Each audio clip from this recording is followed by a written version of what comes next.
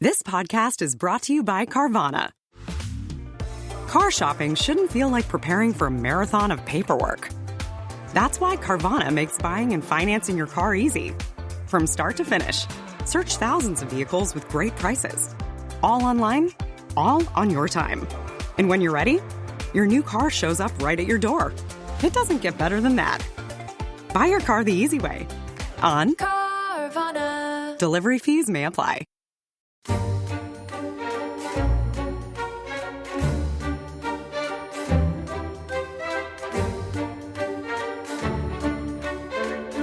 Hello and welcome to The Rest is History.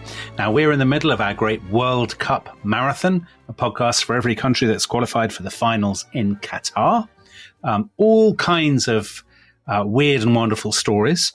And Tom, I believe we are now venturing to the sands of Saudi Arabia. Is that right? We are. We're actually venturing to Mecca, the holiest place the holiest city in Islam, and the holiest mosque in Mecca, the Masjid al-Haram, the inviolable mosque, and the holiest spot within that mosque, which is the Kaaba. Oh. So that is the theme of today's episode. Brave choice, Tom. Well, it's the most famous structure within the limits of Saudi Arabia. It's the most famous structure within global Islam, and it's for Muslims probably the single most holy structure in the whole world, basically for two reasons. Yeah. The first is that it constitutes the Qibla, which is the direction that Muslims turn to when they pray. So that's what they're praying to. Yeah. And the second is that it's the great object of Muslim pilgrimage. So, you can go any time, but there is a particular time. So it's a kind of, I think it's 5-6 day period in the last month of the Muslim calendar, which moves around because it's a lunar calendar. So right. You can't absolutely pin it down. And this is the Hajj, very famous pilgrimage. And it is one of the 5 pillars of Islam. So one of the things that's absolutely incumbent on Muslims, if they possibly can, is at least once in their lives to undertake the pilgrimage to Mecca, and specifically to the Kaaba. And so, in non-COVID periods, you get huge numbers. Millions of people. Millions. I think in 2012 it was over 3 million. The Saudi authorities said. So it's a huge, huge thing.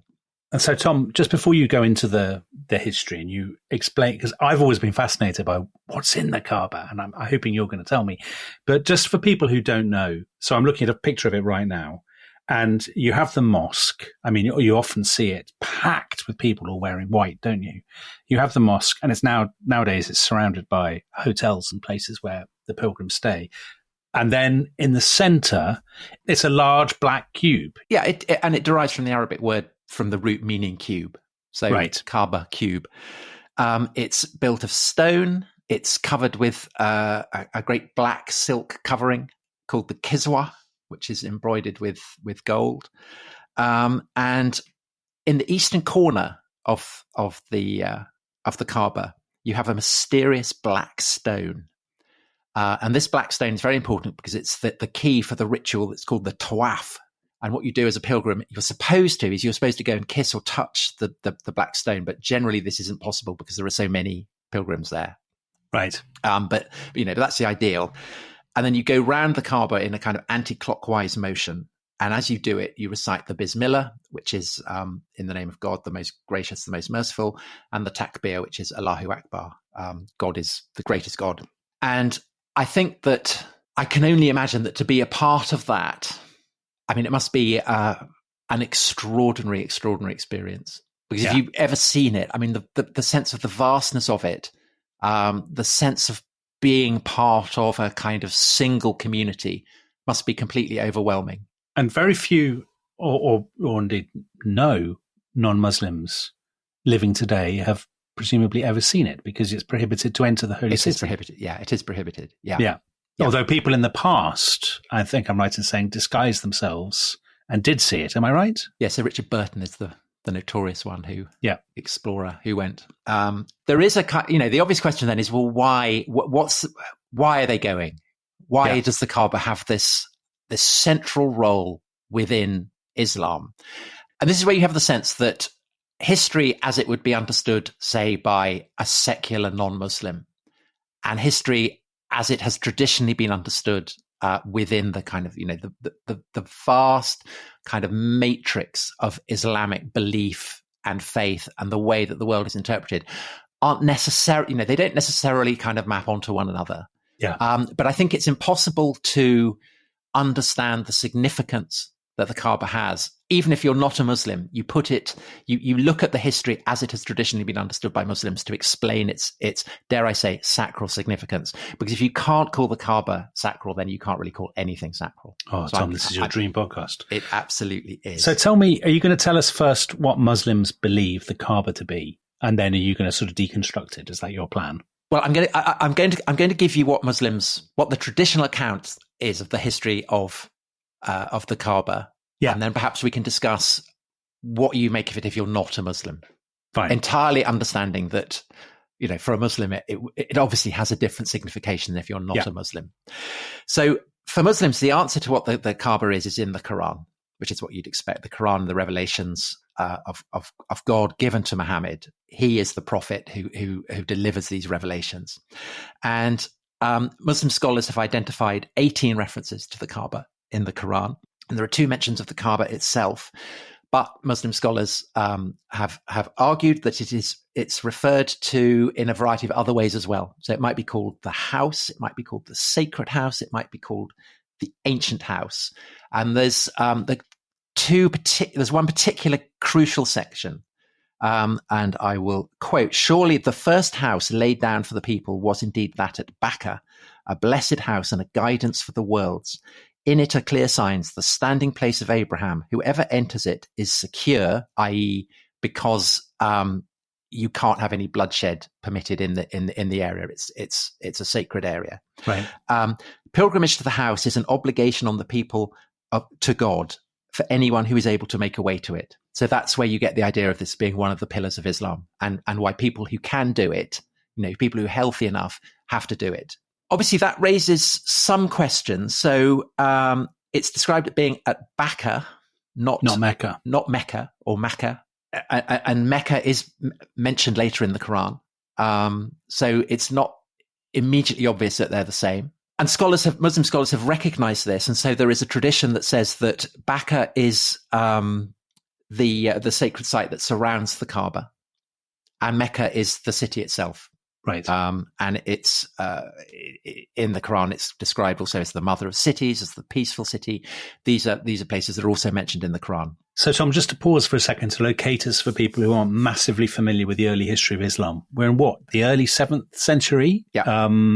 So Muhammad had his revelations, I think, when he was 40 years old. The first one, but they come throughout his life. Yeah. Meanwhile, the Eastern Romans and the Persians are kind of knocking 7 bells out of each other to the north, and Muhammad is having his revelations in his cave. That's the traditional account. Yeah, absolutely. Yeah. So that's the historical background. So Mecca and Mecca, are they the same? Are they kind of, they both referring to Mecca? So that's one assumption. The other is, in that passage, is why Abraham? So Abraham is a biblical prophet. He appears in the Old Testament. He is the ancestor through Isaac of the Jews, and according to Muslim tradition, through his other son Ishmael by a concubine called Hagar. He's the ancestor of the Arabs. And so he's in that you have this thing, the place of Abraham, that he is responsible in some way for the Kaaba. And he appears again and again throughout the Quran. He's a very significant figure within it and within the history that is as traditionally told about the Kaaba. But the thing that people will probably have picked up is that the Quran, it doesn't give you a kind of straight narrative about this. The verses are quite elliptical. They're quite cryptic. They're quite enigmatic.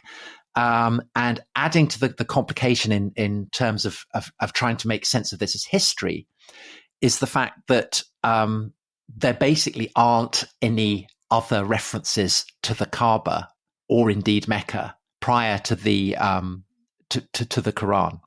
And so the challenge of constructing its history is incredibly complex. Right. And a lot of what Muslim tradition says doesn't come from the Quran, but it comes from kind of elaborations about the Quran or various traditions that have emerged over the course of the decades and the centuries that follow the time of Muhammad. So what I will do now is give you a kind of a synopsis of what Muslim tradition, and there are various variants of this, but I'll give you the kind of the most orthodox tradition, the standard tradition, what it says about why the Kaaba is as significant as it is. So it's in the Quran, as I said, as well as the Kaaba, it's called the first house. And it's literally the first house because it's built by Adam, who is the first man. Right. And it is said to be an earthly replica of a kind of divine prototype that exists in heaven. And this is called the ever-inhabited house. And it is said, according to Muslim tradition, that every day you have angels, thousands upon thousands, 70,000 is the favorite number, who are going round and round it, singing songs of praise, prostrating themselves in prayer, praising God. And a vision of this is shown to Muhammad.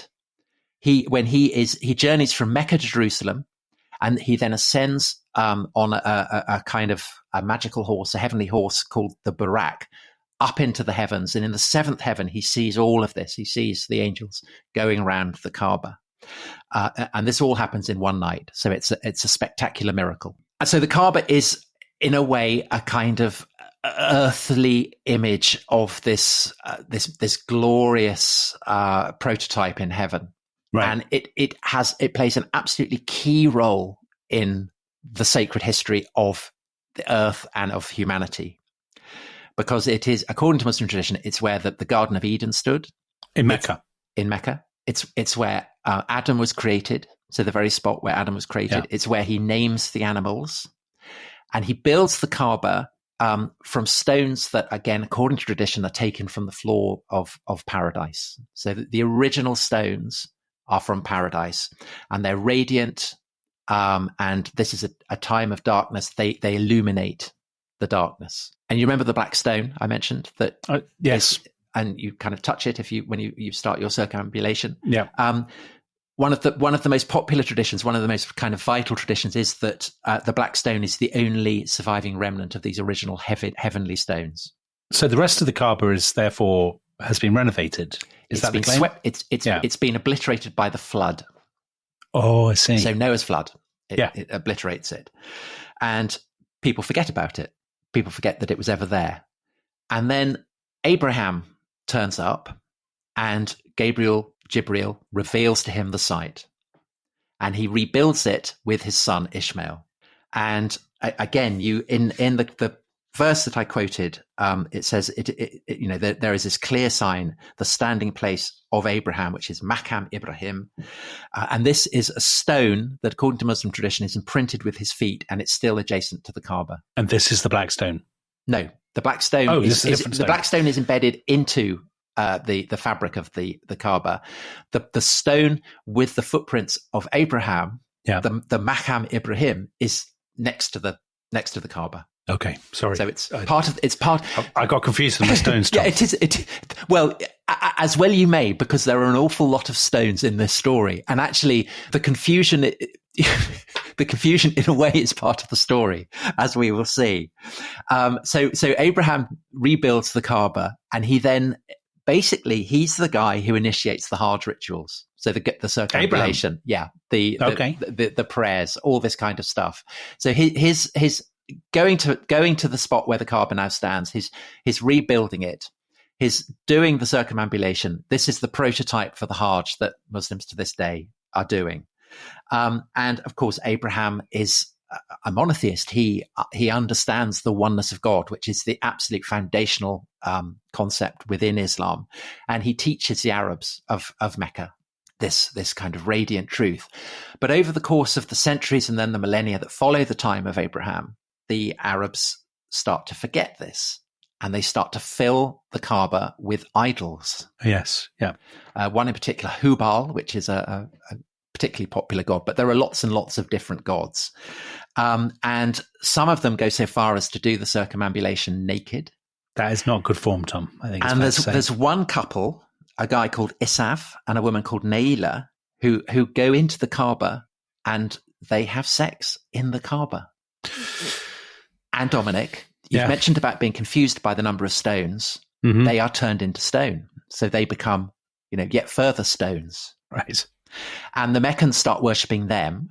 Oh, no. And they start offering them sacrifice. So, it couldn't be more wicked.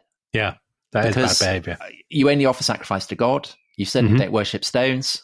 You certainly don't worship stones that were originally people having sex. All of this is very, very bad. But it is all very lucrative. And it makes Mecca a place of pilgrimage for all the various pagan tribes who start to come around. This is where Muhammad comes in. He's born in Mecca, right? He's born in Mecca. He's born in Mecca. As you said, he has his revelation at 40. And basically, it's God, as Gabriel had come to Abraham. So now he comes to Muhammad and he says, you've got to sort this out. You've got to clean up this town. And so Muhammad demands the destruction of the idols. He demands the end of idolatry. He preaches, the truth, the demand for submission, Islam, to the one God. And this doesn't go down well with the guardians of the shrine because they can see that it's going to damage their income. And so basically they end up driving Muhammad out and his followers. And this is the Hijrah, the Exodus. He goes to Medina. to Yathrib, which becomes Medina, the city of the Prophet, in 622. But Muhammad he's down, but he's not out. And he and his followers, they make themselves the bosses of Yathrib. It becomes the city of the Prophet, Medina. And in 630, he is able to come back in triumph into Mecca, and he overthrows all the idols except for one, which is an image of the Virgin and the baby Jesus. That's allowed to stay. And he burns the lot. And he topples the stones within the Kaaba that they've been worshipping. And as he does so, a woman emerges from one of the stones, and she is a black woman with grey hair, and she tears at her face with her nails. She's naked. She pulls at her hair, and she cries out in woe. And this is Naila, who has been brought back to life to witness the destruction of the stone that she had been imprisoned in. Crikey. And the devil is watching this, and he summons all his progeny around him, and he cries out in woe, abandon all hope that the community of Muhammad will ever revert to idolatry after this day of theirs. And so it happens, because the Kaaba is reconsecrated to the worship of the one God, and it becomes the great center of monotheistic pilgrimage. And the tradition of the Hajj that had been established by Abraham is re-established. But right. I wondered if there was going to be a but. Okay, but there is a further cycle of destruction and renovation to come, because Muhammad dies, his followers conquer a great empire, and a particular family rises to the rule of this empire, and this is the Umayyads, the dynasty. The first of the Umayyad caliphs, the rulers of the Islamic world, is a man called Muawiyah, and he's said to have gone on Hajj twice, and he's the man who first provides the Kaaba with the kiswat, which is the great black silk covering. He dies, and he leaves behind a son called Yazid, and Yazid is a notorious playboy. So he's debauched, he's drunk, and the most sinister thing of all, he keeps a monkey as a pet.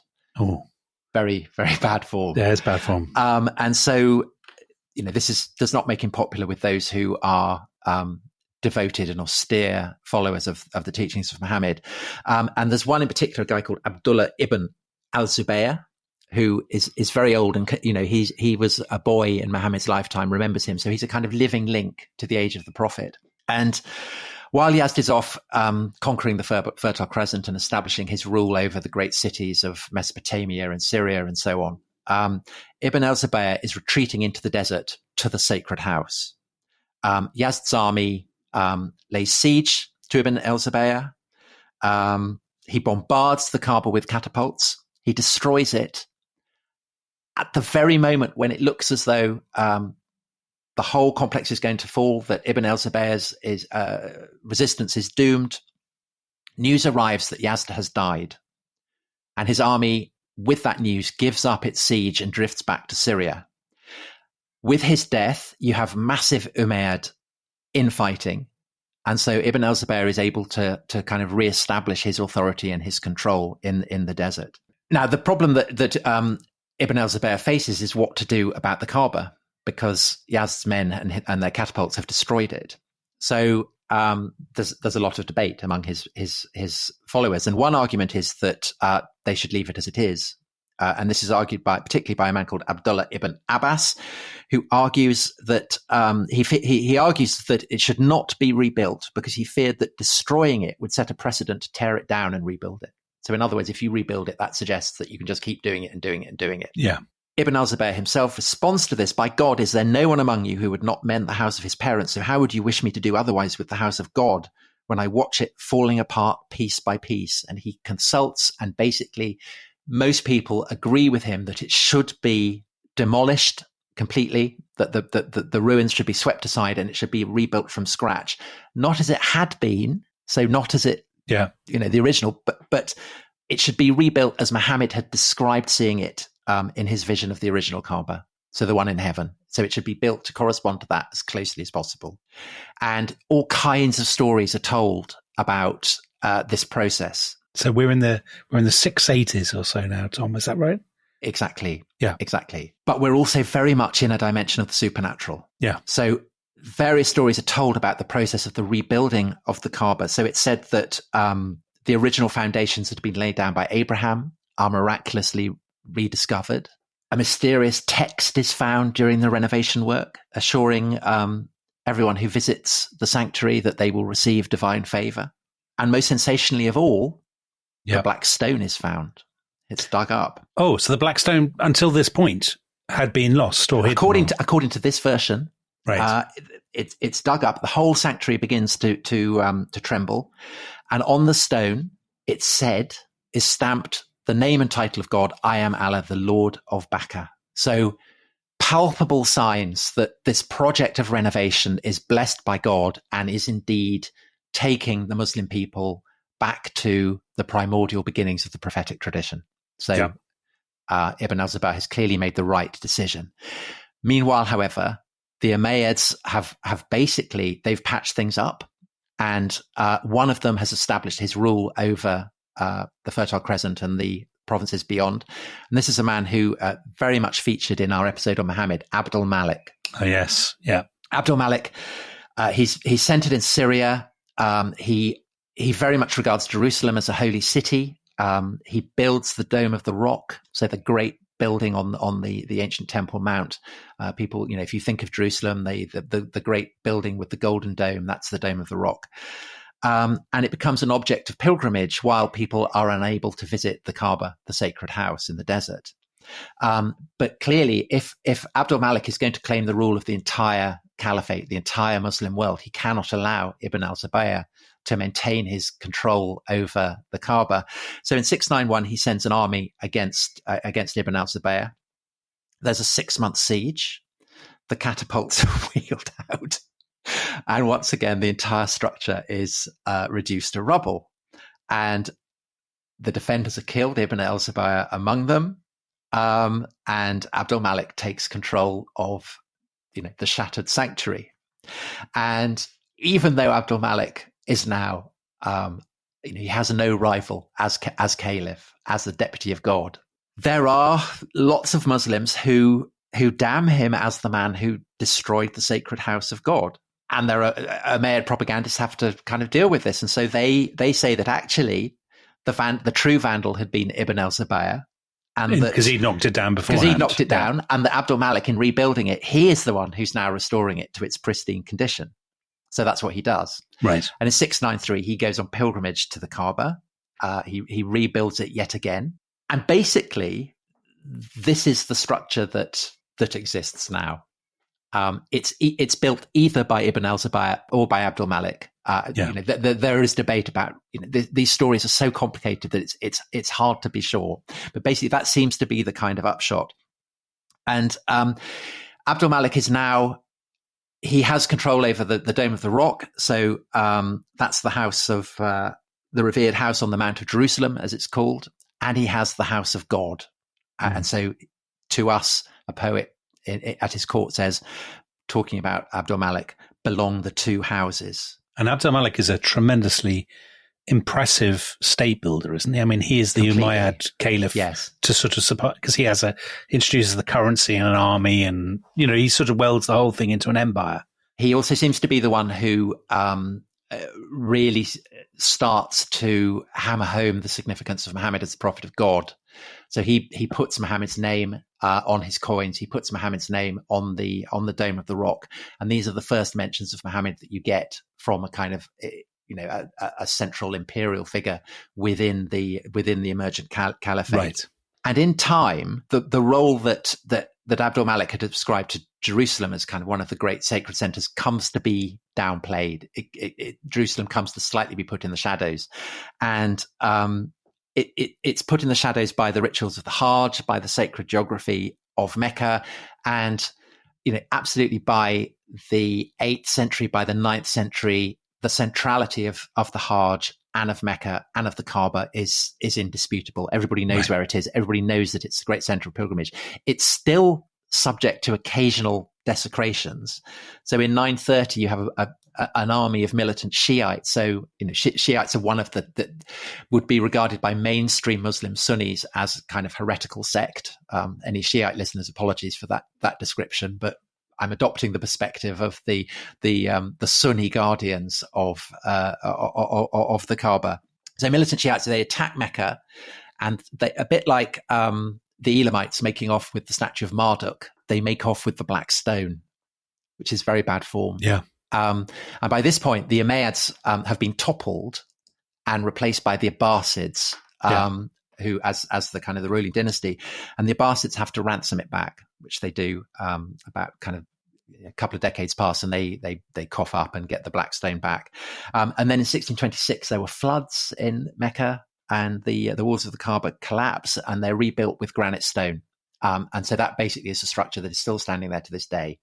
So the question is, if you're not a Muslim, what on earth are you to make of that story? So maybe we should take a break, and you can kind of gird your loins, and then you can tell us what a non-Muslim would make of all this story after the break. So if you're a Muslim, I suppose you can stop listening now, because yes, absolutely, you don't care. But if you're not, come back after the break, and Tom will solve the mysteries. I won't solve the mystery, Dominic, because I think it's absolutely essential to say that I think the solution to this mystery is beyond the ability of secular historians to answer. Well, what a selling point. Come back after the break, and Tom won't solve the mystery.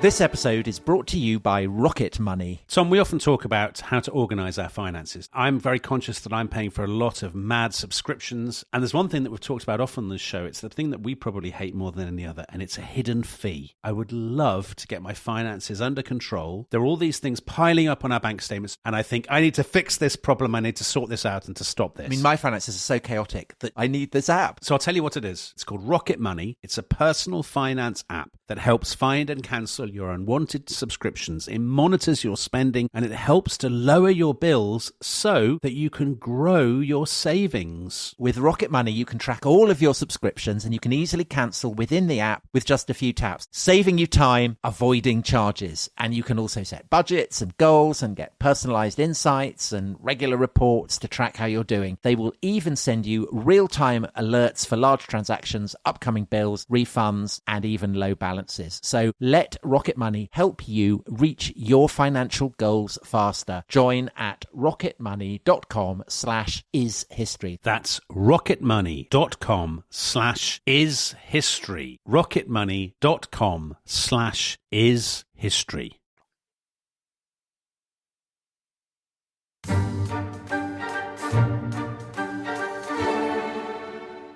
Welcome back to The Rest is History. We are talking about the Kaaba, the sacred site at the center of Mecca.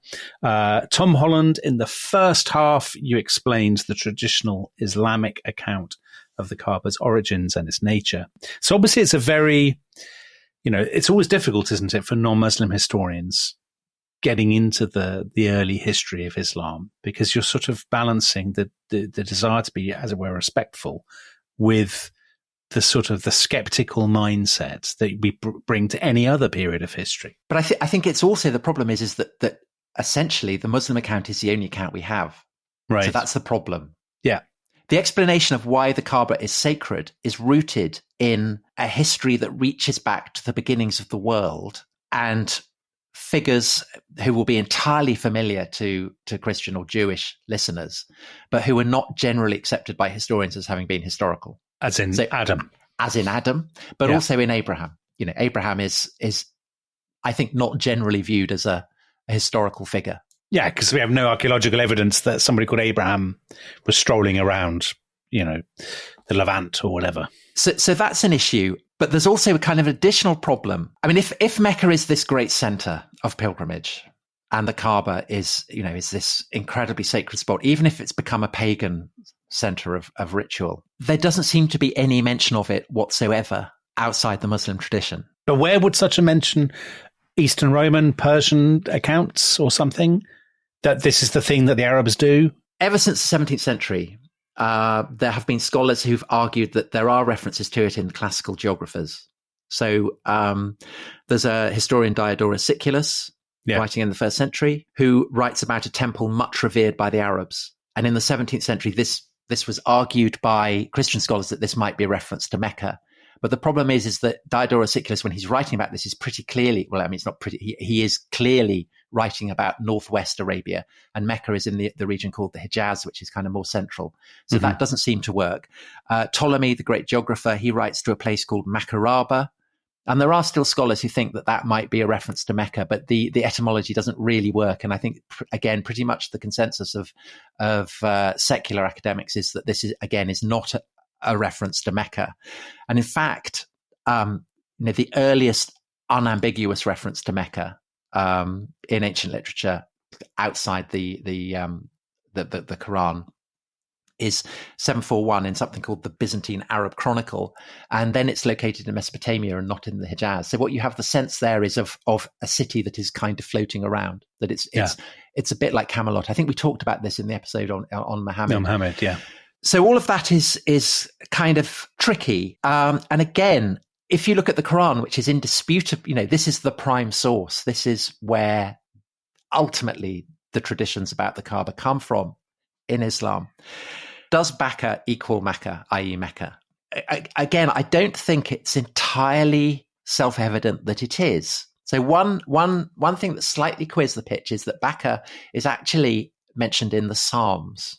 So there's in Psalm 84, you get, blessed is the man whose strength is in thee, in whose heart are the ways of them. Those who passing through the valley of the Baka, they make it a spring. But that could be a coincidence though, Tom. I mean, it could absolutely be a coincidence, but equally it might not be. Okay. And presumably if it's not, then that is, the psalmist is not going to be referring to somewhere in the middle of Arabia. So that's a complication. And then you have the kind of peculiar fact that the Kaaba is a cube, and it's peculiar because cubes seem to have had a peculiarly, and again I'm going to use the word, sacral hold on the Arabs, right? But for centuries before the coming of Muhammad, and it covers a huge geographical spread. So you have Christian writers who, they're looking at Petra, regions like that in the northwest of Arabia, and they describe the Arabs worshipping cubes as incarnations of their gods. Again, Christian writers not necessarily very reliable. They're projecting things onto the people that they're writing about. But it is a kind of intriguing coincidence. And anyone who's been to Petra will, I'm sure, have seen these kind of strange cuboid structures raised up on rocks as you go down towards the site of the city. And in the south as well, I mean, there's an absolutely intriguing Kaaba, another Kaaba, which appears in a place called Najran, which in the early 6th century was the site of a massacre of Christians by a Jewish king.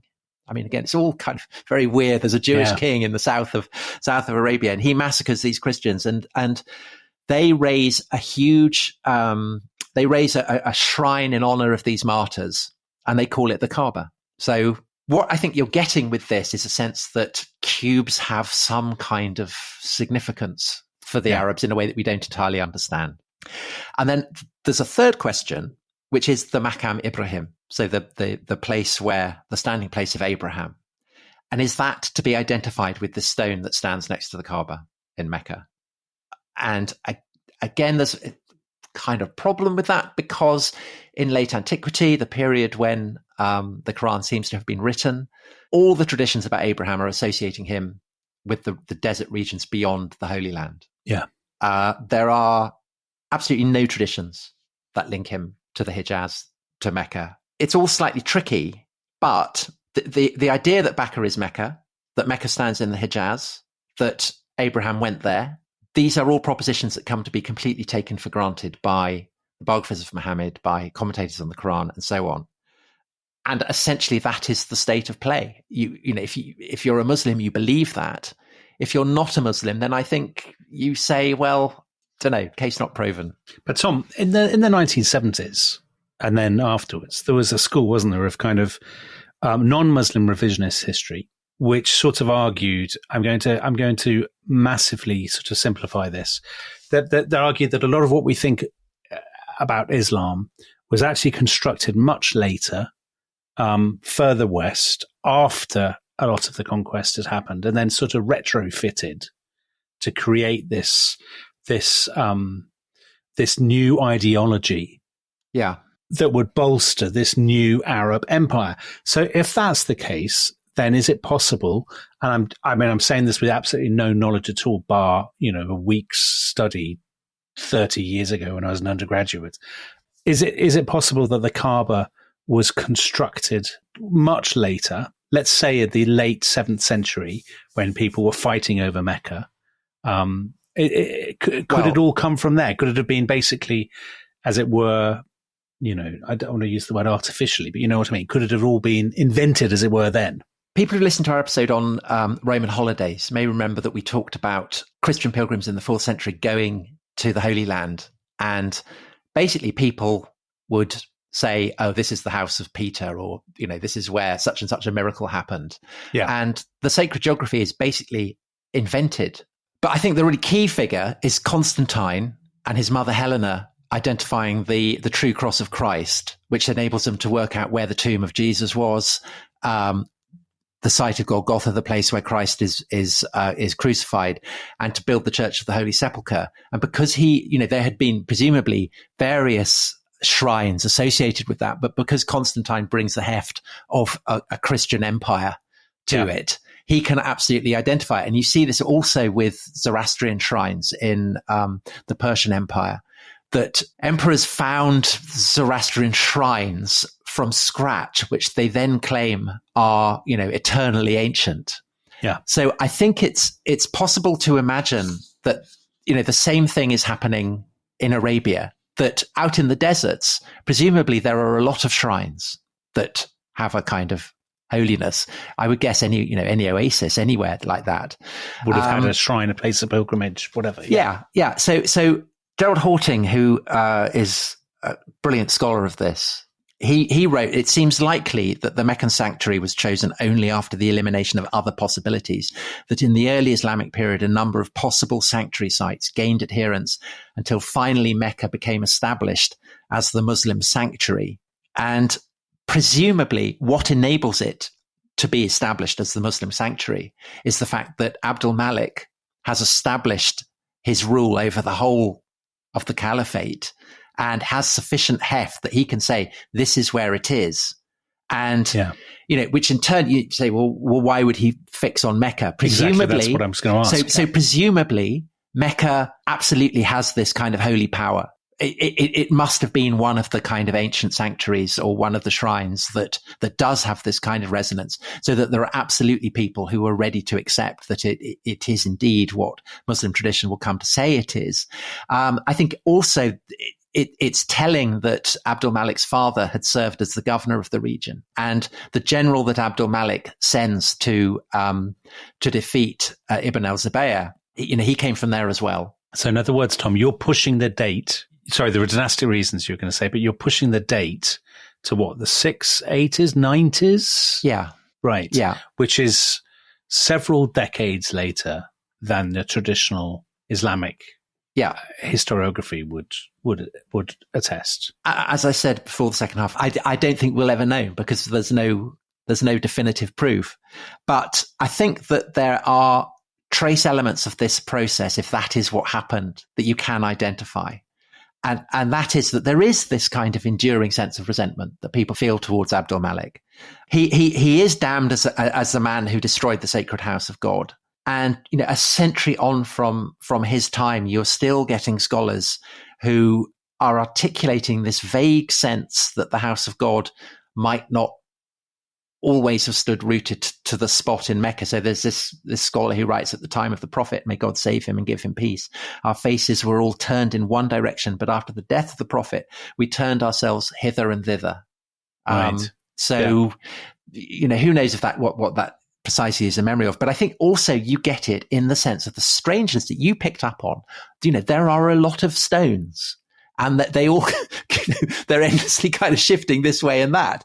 So the Kaaba is endlessly being demolished and being rebuilt. It's being, demolished through all the stuff with the prophets, with Adam and Abraham and so on, but also within historical time with all the various wars between Yazid and Ibn al-Zubayr and Abdul Malik. The mosque that encloses it, according to tradition, gets kind of destroyed and rebuilt. There's a sacred well there that gets lost twice and refound. The Maqam Ibrahim, this stone with the supposedly the imprint of Abraham's feet, that's always moving around all the time. It gets caught up in a flood. It gets transported by human hand. And then you have the black stone. And there are so many different contradictory stories told about that. So the prime story, I think, is the one that I mentioned at the beginning, that it's one of the original stones that Adam used to build the shrine. But there is also a story that Adam had found it and transported it with Ishmael all the way, which again implies that perhaps the original shrine was somewhere else. There's others who claim that Ibn al-Zubayr had placed it in an ark of the kind that Moses used to transport the Torah around the desert. So the sheer multiplicity of stories suggest perhaps a certain sense that there's a strangeness to the process. But I think also what they also suggest is a sense of awe before the potency of the Kaaba as an emblem of faith in the one God. So that if you're not a Muslim, if you're a skeptical cast of mind, you could say, well, this suggests that perhaps the Kaaba, it doesn't have the kind of eternity that Muslims claim for it. But you could also say, if you're a Muslim, well, this is indicative of the strangeness of this is indicative of the mystery. If what Muslims believe about the Kaaba is true, then of course it's strange, because it's the strangest, weirdest, most potent, most holy structure anywhere on the face of Earth. So what would you expect? So all religions have strange what would seem strange, unearthly elements to outsiders, wouldn't they? I mean, that's almost by definition, because they're dealing with the realm, as you would say, of the supernatural. So if you are of a skeptical frame of mind, you're not a Muslim, what do you think it physically is, Tom? A stone cube made in the 7th century, basically, late 7th century. Yeah, I think so.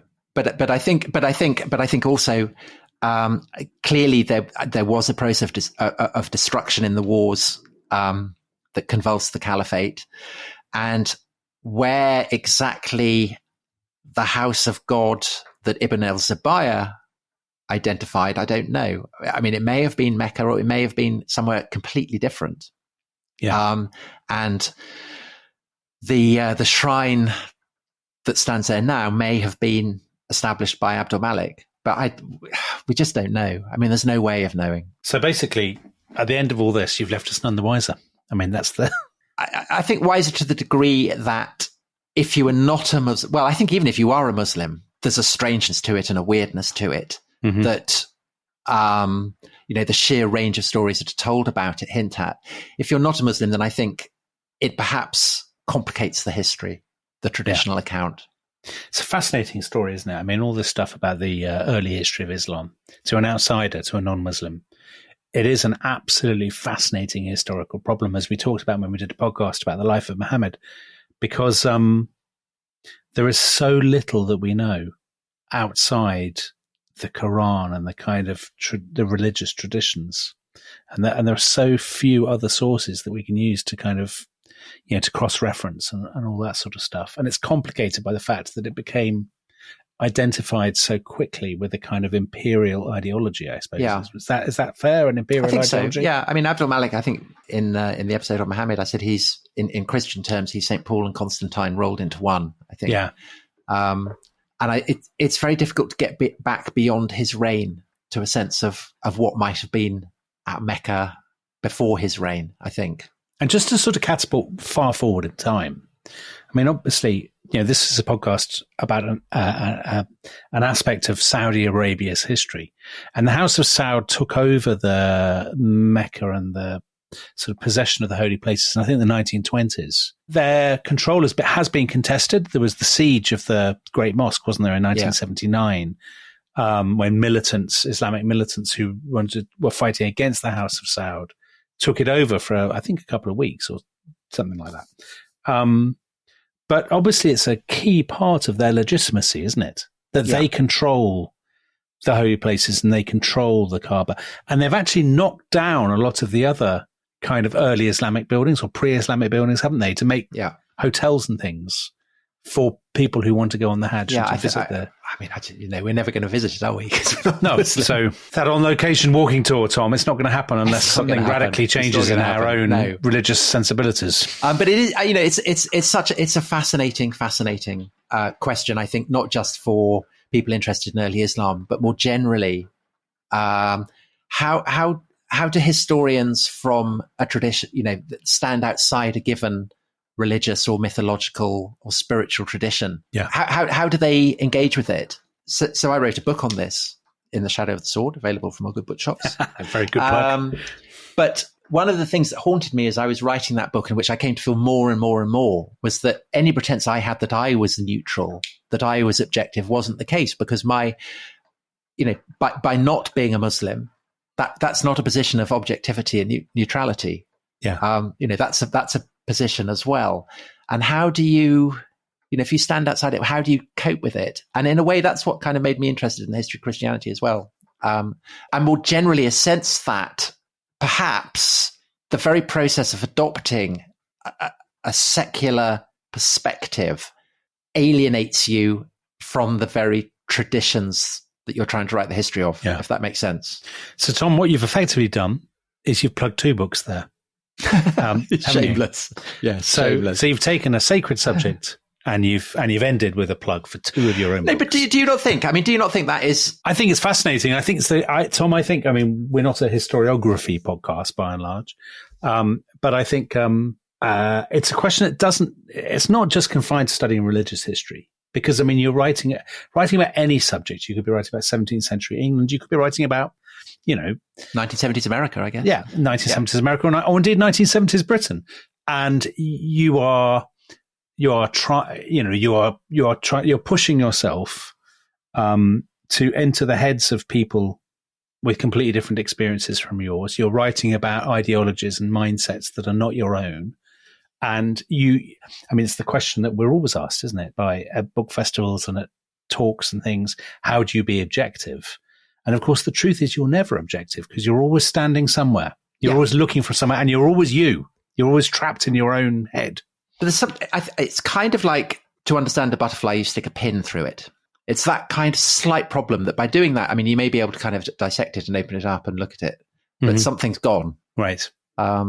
The very skeptical, the skeptical mindset means that you don't get the mystery and you don't get the beauty or the power of the vision, I suppose. Is that right? I guess something like that. Yeah, something like that. All right. Well, I didn't expect this podcast to end on such a sort of metaphysical note. No, this is not. This will never happen again, will it, Tom? I mean, no, surely, I apologize for that. This didn't happen with the podcast that we recorded about the Costa Rican Civil War. Put it that way. No, it didn't. No. No, it did not. But then this is a topic that is luminously holy to millions and millions of people. So I think it deserves that degree of acknowledgement. Excellent. Right. So we haven't solved the mystery, as it were, and we ended on a metaphysical note. So everybody leaves with honor intact. We will see you for more. Tom, that was absolutely fascinating. Thank you. Well done. But the next one will be less metaphysical. Okay, that's jolly good. So we will see you tomorrow, in fact, for more World Cup themed action. Bye-bye. Bye-bye.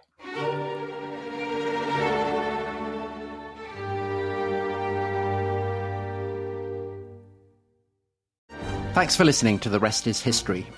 For bonus episodes, early access, ad-free listening, and access to our chat community, please sign up at restishistorypod.com. That's restishistorypod.com.